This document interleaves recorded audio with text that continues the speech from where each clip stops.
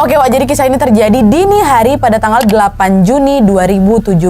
Jadi ceritanya pada dini hari ini pihak kepolisian daerah Pennsylvania mendapatkan sebuah laporan bahwa sudah terjadi penembakan di sebuah supermarket gitu. Supermarket ini bernama Weis Markets. Nah, pihak kepolisian pun langsunglah menuju ke lokasi kan. Dan setibanya pihak kepolisian di Weis Markets ini, polisi menemukan ada 4 orang yang sudah tewas Wak, sementara 1 orang dalam keadaan trauma dan shock. Polisi pun langsunglah menginterogasi si 1 orang ini. Dan dari interogasi ini Wak, diketahui bahwa satu-satunya orang yang selamat di peristiwa itu adalah Kristen Newell Wak. Nah, Kristen ini adalah 1 dari 5 pekerja yang memang dijadwalkan bekerja lembur di Weis Market malam itu. Nah, Kristen ini pun akhirnya menjelaskanlah sama polisi bahwa di malam itu saya lagi dengar nih secara samar-samar beberapa suara tembakan pada saat saya ini lagi pakai headset Pak. Jadi waktu dia kerja dia pakai headset gitu Wak. Kok saya dengar ada samar-samar suara tembakan, saya lepas headset saya untuk bisa memastikan apa yang saya dengar itu. Nah, di saat itulah Wak, Kristen betul-betul mendengar suara tembakan. Kristen pun langsunglah melihat ke sekeliling dan di saat ini Kristen melihat ada salah seorang rekannya yang sudah terbaring tidak bernyawa. Dan pada saat itu sebenarnya Kristen sama si pelaku ini sempat bertatap muka, tapi entah kenapa si pelaku malah membiarkan si Kristen dan si pelaku ini malah berjalan ke arah lain. Dan di saat inilah Kristen pun langsung mencoba bersembunyi sampai akhirnya dia pun berhasil bersembunyi masuk ke ruangan staf dan langsung nelpon 911. Dan setelah mendapatkan informasi dari si Kristen ini, polisi pun langsung mengidentifikasi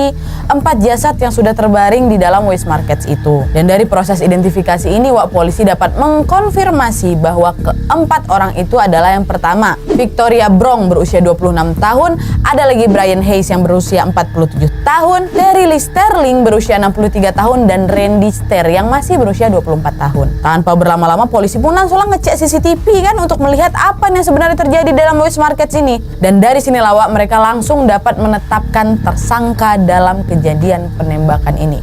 Dengan sangat jelas polisi dapat melihat bahwa pelaku dalam tindak penghilangan nyawa massal ini adalah Randy Stairs, salah satu korban yang meninggoy di situ. Karena Wak, melalui CCTV polisi sempat melihat Randy waktu itu sampai di Weis Market sekitar jam 11 malam tanggal 7 Juni 2017. Nah, sesampainya di Weis Market, si Randy tidak langsung melakukan tugasnya seperti biasa Wak, tetapi Randy pergi dulu nih ke bagian belakang toko, ke kru area gitu Wak, untuk memblokir pintu keluar darurat dengan menggunakan pelet dan beberapa barang yang ada di sekitar pintu. Terus, beberapa menit kemudian Randy pun langsung memblokir semua pintu keluar darurat yang tersisa di seluruh area toko. Terus dia ngunci itu pintu otomatis di pintu masuk utama. Nah, setelah mengamankan semua pintu, Randy ini pun kemudian mengeluarkanlah itu 2 senapan otomatis yang dia sembunyikan di tas ranselnya. Dan itu jalan pergi dia ke sekitaran toko kan dan mencari rekan-rekan kerjanya. Nah, di saat inilah dia mulai membabi buta menembaki rekan-rekan kerjanya.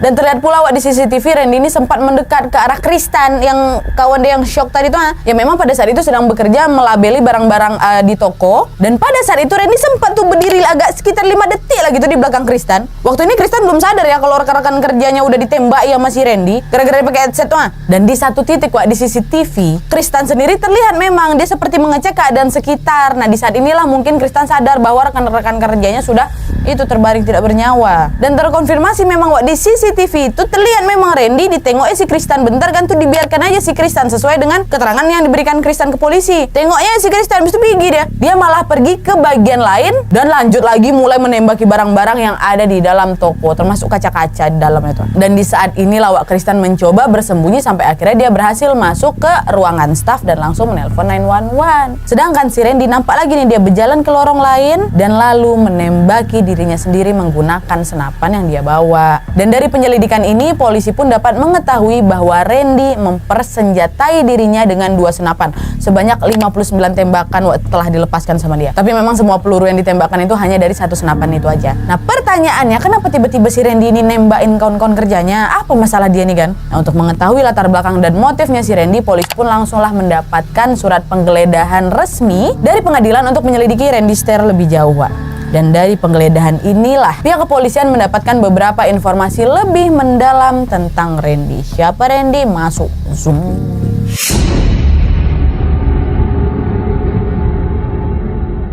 Nah, Nah jadi Wak, melalui proses penggeledahan di rumah Randy, pihak kepolisian ini pun menemukan 7 kotak amunisi senapan, kacamata menembak, pelindung telinga, ada juga 2 buku catatan atau jurnal, ada hard disk eksternal, ada flash disk, ada komputer dan kamera. Dan beberapa disk juga ditemukan dengan label Goodbye, Interview Spring 2014, dan IJS Intro. Nah barang-barang ini langsunglah disita oleh polisi kan untuk dijadikan barang bukti. Dan dari penggeledahan ini Wak, pihak kepolisian pun juga turut menginterogasi orang tuanya Randy. Nah dari orang tuanya si Randy ini, pihak kepolisian mengetahui bahwa Randy Stair ini lahir pada tanggal 17 September 92 di Dallas, Pennsylvania. Dia tinggal di Dallas nih sama orang tuanya. Nah selama masa remaja Wak, Randy ini memang dikabarkan sudah mempunyai masalah kesehatan mental. Dia suka kali berbicara soal kematian dan juga mengalami depresi akut. Nah orang tua Randy juga sempat tuh nyuruh anaknya Randy untuk menemui psikolog untuk terapi masalah kesehatan mentalnya. Tapi pada saat itu Randy ini sangat menentang ide itu karena dia percaya bahwa dengan bertemu psikolog atau mengikuti terapi itu akan mengubah diri dia sendiri. Mengubahnya tuh maksudnya tidak sesuai dengan apa yang si Randy ini inginkan gitu loh. Dan dia nggak mau ngerubah dirinya Wak, karena dia pribadi pun ngerasa ya dia bebe aja. Nah sejak tahun pertama Randy sekolah di jenjang SMP Wak, kondisi mental Randy ini yang udah nggak stabil lagi udah mulai muncul lagi secara rutin. Randy pun jadinya sering dibully oleh sesama kawan sekolahnya kan.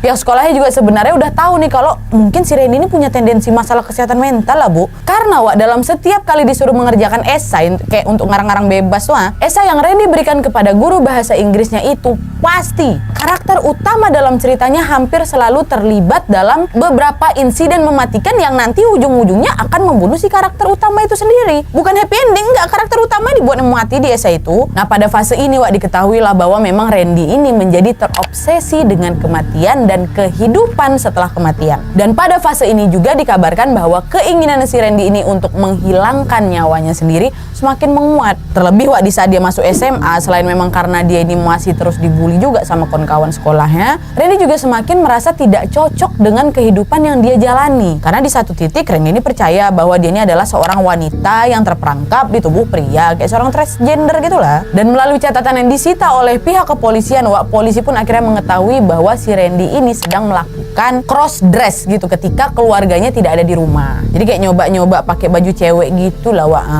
Dan hal inilah yang membuat dirinya semakin tertekan lagi dan semakin ingin menghilangkan nyawanya sendiri. Tapi alasannya agak beda ini Wak. Supaya apa dia mau menghilangkan nyawanya sendiri? Supaya jiwa wanita yang terperangkap dalam tubuhnya ini dapat segera terbebas. Tuh kalau misalnya jiwaku terbebas, kok nggak bisa bebas lagi di dunia, udah mati kok kalau aku bunuh diri ya kan? Dan selain itu Wak, Randy pun perlahan mulai semakin membenci hidupnya.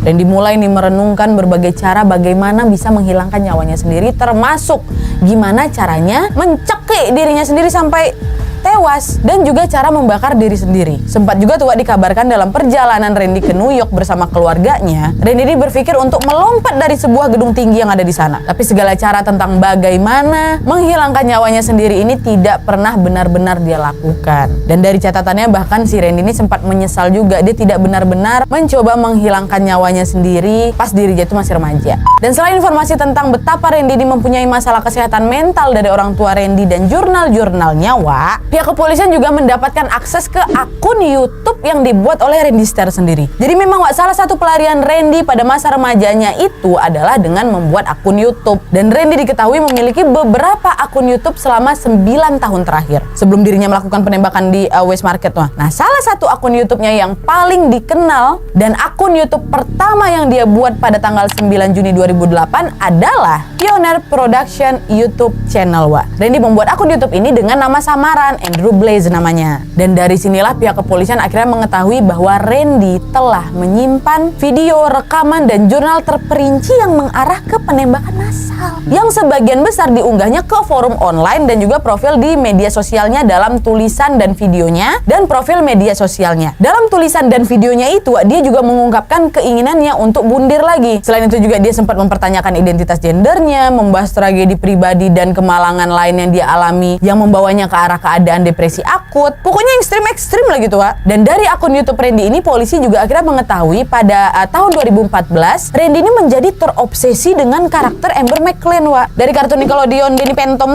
Jenny Phantom, serial animasi yang menceritakan kisah seorang anak yang secara tidak sengaja mendapatkan kekuatan dari hantu gitu loh, Wak. Sehingga si anak ini bisa jadi kayak pahlawan pembasmi hantu gitu. Nah, si Amber McLean ini karakter antagonisnya lah gitu dalam serial animasi ini. Nah, saking terobsesinya si Randy sama si Amber ini, Wak, tiap kali si Randy mengupdate sosial medianya yang berhubungan dengan Amber, Randy selalu menyebut Amber dengan sebutan My Queen. Dan karena sudah terlalu obses dan juga mungkin ditambah karena dia udah halusinasi, Wak, ya, Randy mempunyai keyakinan bahwa tindak penghilangan nyawa dan bunuh diri akan membawanya menyeberang ke dunia animasi yang dia bayangkan itu. Jadi Randy ini bisa kayak bersatu gitu loh dengan si Amber, maksud dia. Bisa-bisa ya dia pikir gitu ya. Hingga akhirnya, Wak, pada Januari 2016, Randy pun membuatlah animasi di YouTube-nya yang berjudul Amber's Ghost Squad atau EGS tuh, yang menampilkan kartun animasi kekerasan di mana sekelompok hantu sedang mencari orang yang ingin bundir dan lalu merekrut mereka ke dalam dunia animasi itu. Dan video ini, Wak, adalah spin-off dari serial animasi Nickelodeon Jenny Phantom itu dan didasarkan pada karakter Amber McLean itu, Wak. Nah, di animasi buatannya inilah, Wak, Randy juga menciptakan sebuah karakter yang dia namai Andrew Blaze. Nah, Andrew Blaze ini merupakan karakter hantu wanita yang memang diyakini sama si Randy sebagai dirinya sendiri yang sebenarnya. Dan di tahap ini, Wak, Randy makin lagi benci sama hidup. Dia menjadi semakin depresi dan terobsesi dengan kematian. Dan dari jurnal Randy tertanggal 23 November 2016 sampai 5 Juni 2017, semua berisi bukti bahwa kejiwaan si Randy ini memang udah jelas sekali terganggunya, Wak. Nah, salah satu catatan dalam jurnal itu adalah betapa Randy mengungkapkan kekagumannya terhadap Eric Harris dan Dylan Klebold, Wak. Nah, kalau kalian tahu nih, si Eric sama Dylan ini adalah pelaku kasus penembakan massal juga, Wak, di Columbine High School pada tahun 99. Dan dalam tulisannya itu, Randy bahkan menyebut Eric dan Dylan sebagai pahlawannya. Dan Randy bahkan berharap dia ini bisa bertemu dengan mereka berdua di dimensi lain. Banyak, Wak, dari perilakunya Randy pada malam kejadian di West Market itu meniru tindakannya Eric dan Dylan. Seperti yang pertama, Randy melakban gagang senapannya, Wak. Mirip dengan apa yang Eric lakukan. Eric juga melakban tuh gagang senapannya pada saat tahun 99 itu. Terus kedua, Randy mempunyai nama panggilan untuk kedua senapannya, Mackenzie dan Rachel. Eric pun juga mempunyai nama panggilan untuk senapannya juga, Wak, Erlyn namanya. Terus yang ketiga, inspirasi Randy menulis beberapa jurnal tentang perjalanan hidupnya yang kelam adalah karena memang Eric dan Dylan juga kan menulis beberapa jurnal tentang kehidupan mereka, ya kan? Terus yang terakhir, Randy menggergaji salah satu senapannya agar dapat lebih merusak atau menghancurkan objek yang ditembak. Sama juga senapan Eric dan Dylan ini juga digergaji dengan alasan yang sama. Panutannya Eric sama Dylan. Ada lagi nih, Wak, informasi lain yang polisi dapatkan melalui proses penggeledahan malam itu adalah pada malam sebelum penembakan di West Market terjadi, Wak, Randy ini sempat mengunggah video terakhir berjudul The Westboro High Massacre yang menampilkan Andrew Blaze dan karakter EGS lainnya Rachel sedang menembaki sebuah sekolah. Sekolahnya nih, Wak, mirip kali dengan kasus Columbine tuh, kasusnya si Eric sama Dylan. Dan di dalam video itu tertulis bahwa West Market secara resmi adalah Columbine High School.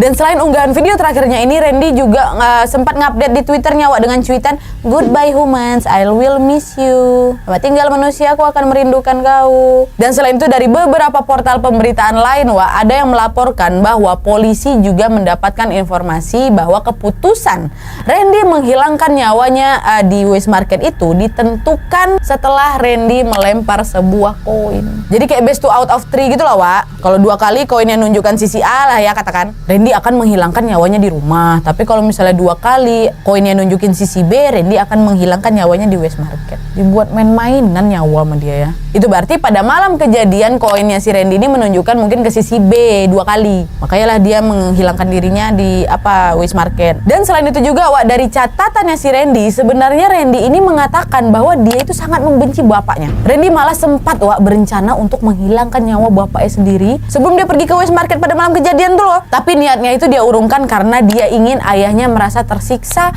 atas tindakan yang akan dia lakukan di West Market. Dan dengan bukti-bukti yang sudah terkumpul ini, Wak, sebenarnya polisi juga belum dengan pasti dapat menentukan apa motif dari tindakan penghilangan nyawa Randy ketiga rekan kerjanya, ya kan? Kau yang bermasalah, kau aja lah, kau yang membundir. Enggak, jangan suruh dia bundir juga ya, maksudnya.